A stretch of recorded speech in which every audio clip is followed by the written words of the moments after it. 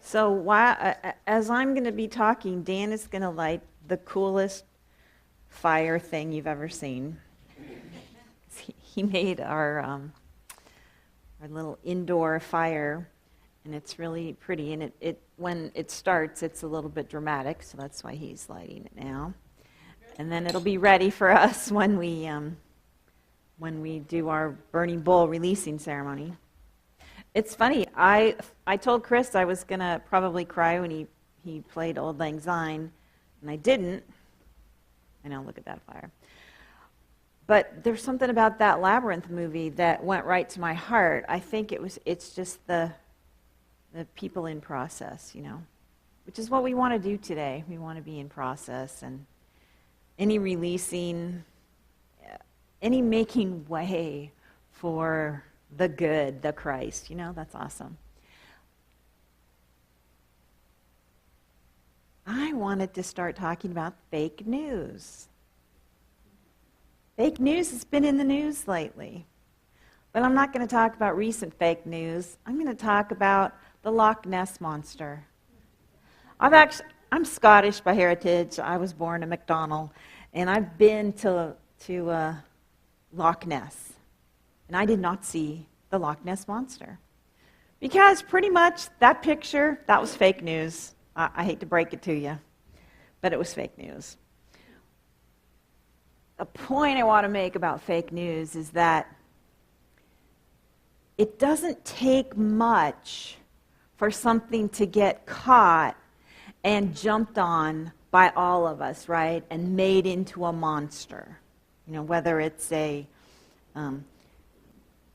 fake photograph or just a story or a shadow you see in the night, right? We're all good at making monsters. I think that the metaphor of Nessie is a great symbol of our resentments, because it doesn't take much to give substance to a resentment. Something we take as a slight or an attack, we create a monster out of it. And it might be a friendly monster like Nessie. I don't think there's any stories about the Loch Ness Monster getting anybody or doing anything bad other than just being mysterious. So Nessie's kind of a fun monster. But I don't know if you're old enough or you're into science fiction enough that you've ever seen the movie Forbidden Planet. But that was a scary monster. Forbidden Planet, it's a planet that is, of course, forbidden. But all the people died except for one guy and his daughter. And there was this invisible monster that went around stomping and basically devouring all the people. So somebody from planet Earth in the 40s went and visited, or the 50s, I don't know, went and visited the planet. And lo and behold, I think the monster started up again.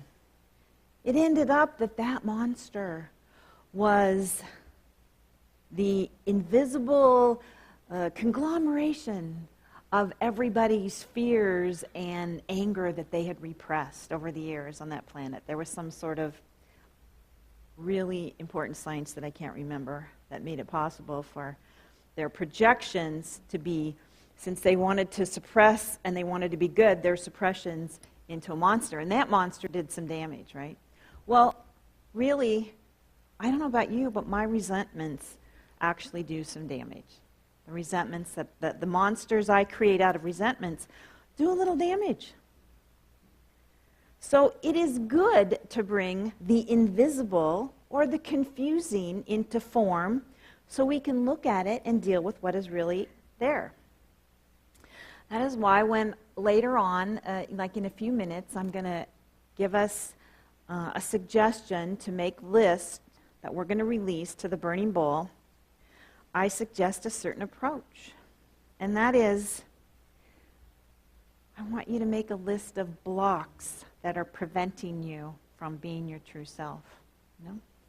Instead of shoving them down and letting them make monsters out of us, letting ourselves make monsters out of them, we're going to write them on a piece of paper, and they're going to magically burst into flame, which is awesome. So what are the blocks within me? Or, what are the blocks within each of us? I'll give you a hint. What is annoying to you in the world? What out there, what people are especially annoying to you? A lot of this is going to be about forgiveness. So here's what I want us to remember. When you think about blocks that are in our lives that prevent us from being our true, beautiful, awesome self. When you make this list, I want you to start with loving kindness toward yourself. You're going to make a list, and overall, you're not going to be, oh my God, I have so many things wrong with me. I hate myself. I'm going to let go of this, this, this, and this. No, no, no, no, no. Okay? You're going to start with loving kindness. You're going to start with loving kindness as if you are holding the Christ baby, okay? Baby Jesus, baby Buddha, whatever baby that means the Christ to you and is you. You know, how much tenderness and love you have for that baby, you're going to have for yourself and everybody else while you're making this list. Loving kindness. Start where you are, like just right today. It doesn't have to be, you don't have to think about last year. You don't have to think about tomorrow. You could just think about this morning, right now. What do you want to be gone from your life? How can we bring it home so that identifying the monster is the most accurate and therefore the most helpful? Okay? So, it would be one thing if I said, I wanted all the mean people gone from my life. How helpful is that going to be to me removing a block from me? Maybe not so much, but I can show you how it will be. So, you're going to write it down. We're going to give you a little piece of paper. We haven't passed them out yet. We're going to pass it down. You're going to write it down. It's a very tiny piece of paper. It's all you need. You don't have to write a paragraph. You can write 1 or 2 or 3 words for each thing you want to let go. And I urge you not to cover both sides, just, a few things. We're going to burn it, okay? We're going to let it go. We're going to burn it. And it lets go. Then you're going to let it go in here. You're going to let it go. And then you're going to let it go again. And we're not going to forget, after all this letting go, there's a vision that's going to emerge, that we're going to make room for this vision of the new self to emerge, which is just freaking awesome. Let me tell you, from up here, I see already the future self that is emerging. I see the Christ. I don't see any of the blocks. That is going to be what emerges. It's like I can see into the future because I'm magic, yes. And I can see these beautiful beings of light and awesomeness that are there. And you're going to be really excited when you get there. Now, I want to pick a real example because I want to show how it really works to take a little time, because we're going to have a little time. We're going to have about 5 minutes to actually think about it. I decided I wanted to let go of feeling angry and helpless.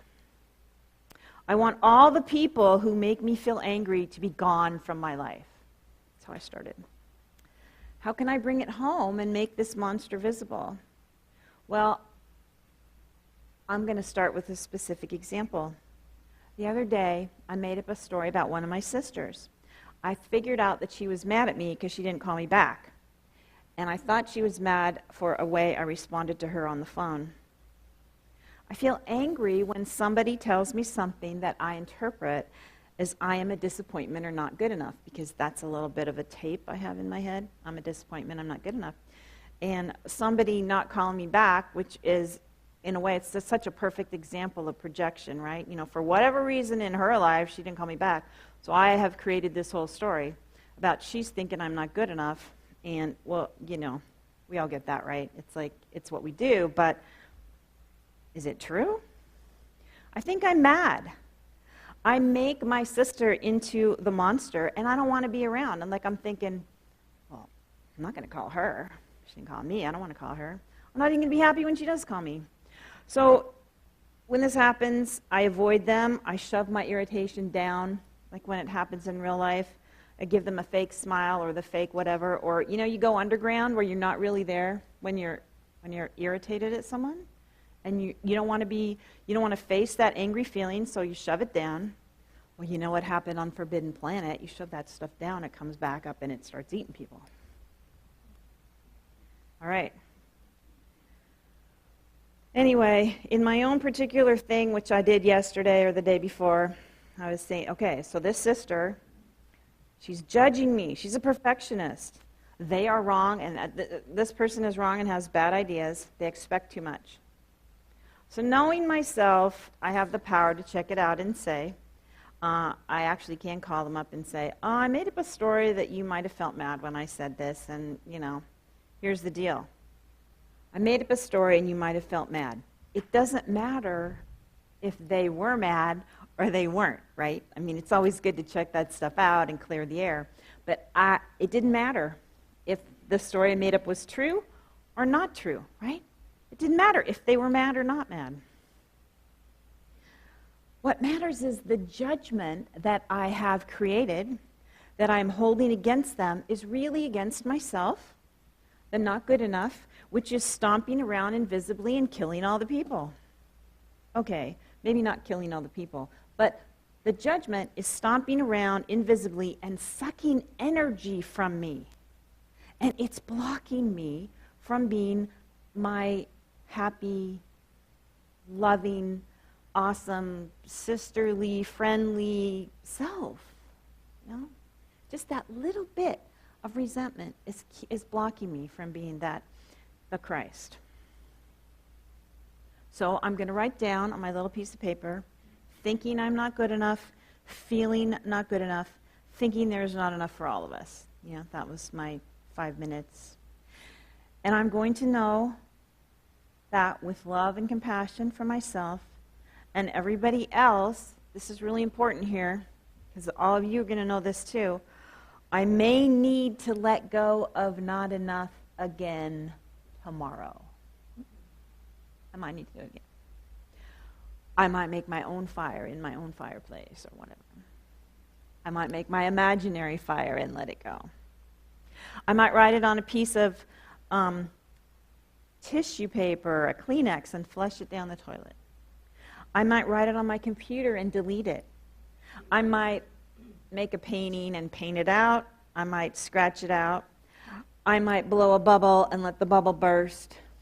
I might shout it out, like, politely. Not at anybody. I might shout in a room or in the car. Do you ever shout in the car? That's good sometimes. I might shout in the car, and I'll let it go again. So, the end of this talk is about our vision for tomorrow. This part of the talk is your interactive piece, when I'm going to have, you'll be passed out these little pieces of flash paper, and we're going to have a good 5 to 10 minutes to process.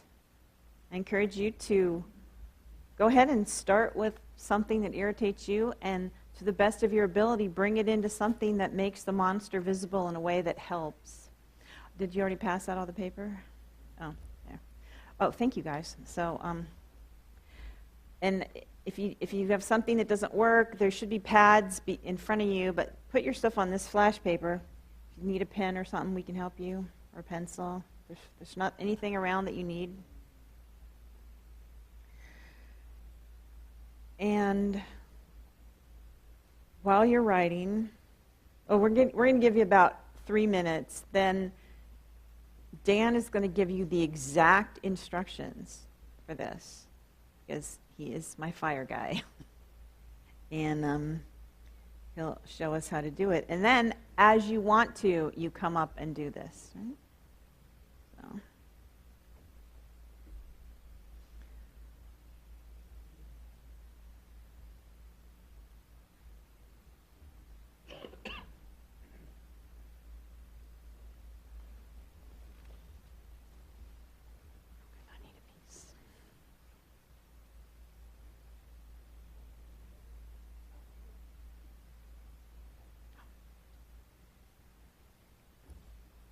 Good.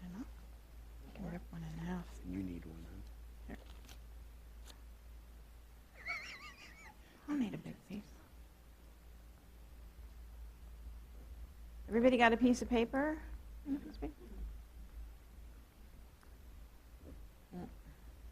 Chris and Roland, do you need paper? Are you guys cool? Oh, cool.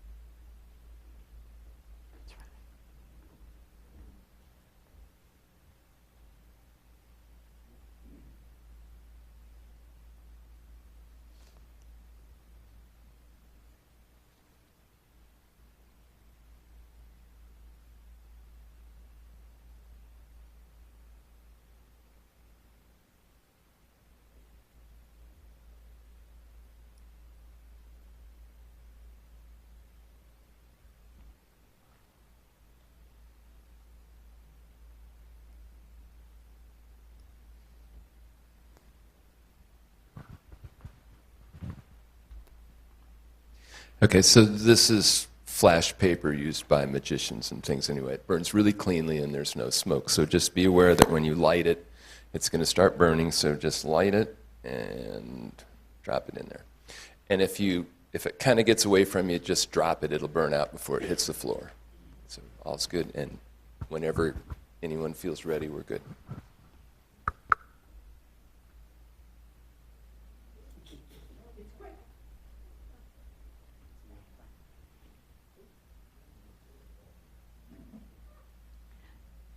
If you feel uncomfortable, you can just drop it right on the sand.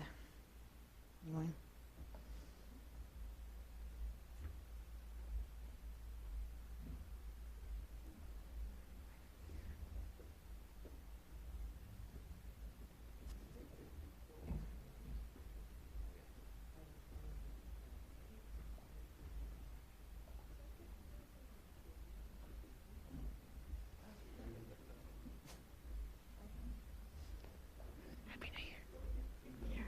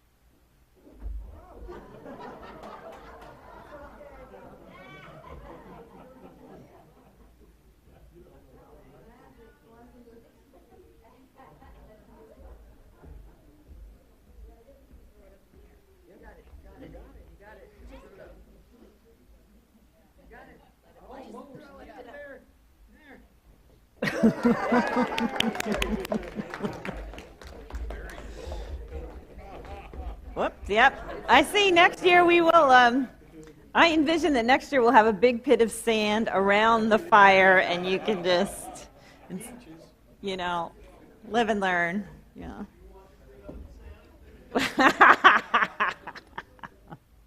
So, does anybody left who wants to learn to be a magician? Right now, we get to enjoy that awesome fire, and make sure you come up and enjoy that cool fire. What do we call it? A little indoor fire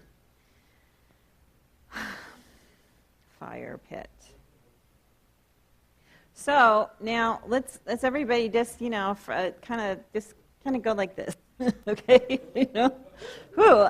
It was kind of fun that it was dramatic, wasn't it? You never knew, was it really going to burn? Was it going to hurt to let go of this? And it's kind of accurate that it was a little bit nerve-wracking. What's going to happen?